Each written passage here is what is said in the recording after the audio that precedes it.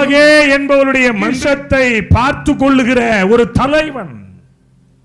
Bible சொல்லுது அவன் ஒரு தலைவன். ரெஃபரன்ஸ் சொல்லுது அவன் ஒரு ஃபைனான்ஸ் மினிஸ்டர். யார் அவன்? ஒரு நிதி அமைச்சர். ஒரு பெரிய உயர்ந்த இடத்தில் இருக்கிற அவனுடைய இருதயத்தில் ஒரு ஏக்கம், அவனுடைய இருதயத்தில் ஒரு எண்ணம். இந்த வேதத்தை வாசிக்க ஆரம்பிக்கிறான். நம்ம வீட்டிலலாம் வேதம் தூங்கும் இல்ல? நம்ம வீட்டிலலாம் வேதம் தூங்கும். அது அப்படியே வச்சிருப்போம். போன ரேமாவுக்கு வேதத்தை தூசி தட்டி எடுத்திருப்போம். இன்னைக்கு எடுத்துட்டு வருவோம். இன்னும் சொல்ல போனா ஞாயிற்றுக்கிழமை தோறும் தான் பைபிளை பார்ப்போம்.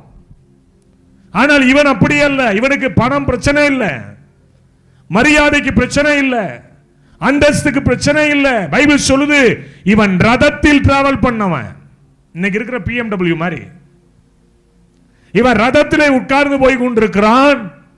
இவன் கையில கண்ட புத்தகத்தை எடுத்து படிக்கலங்க. இவன் ஏசாயா தீர்க்கதரிசன புத்தகத்தை வாசிக்கிறான். இதை ஆவியானவர் எங்கிருந்து அறிந்தார்?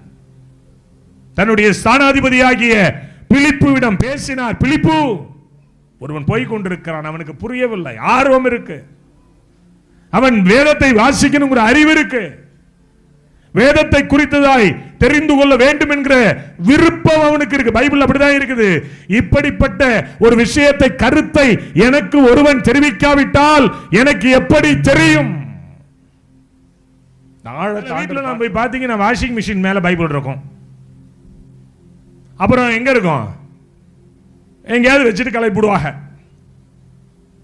சில வீட்டில் பார்த்தீங்கன்னா பரணிக்கு மேல இருக்கும் பைபிள். சிலது மோட்டு வாழையில் அப்படி சொருகி வச்சிருக்கும். உன் வீட்டு பத்திரத்தை கொண்டு அப்படி வைப்பியா?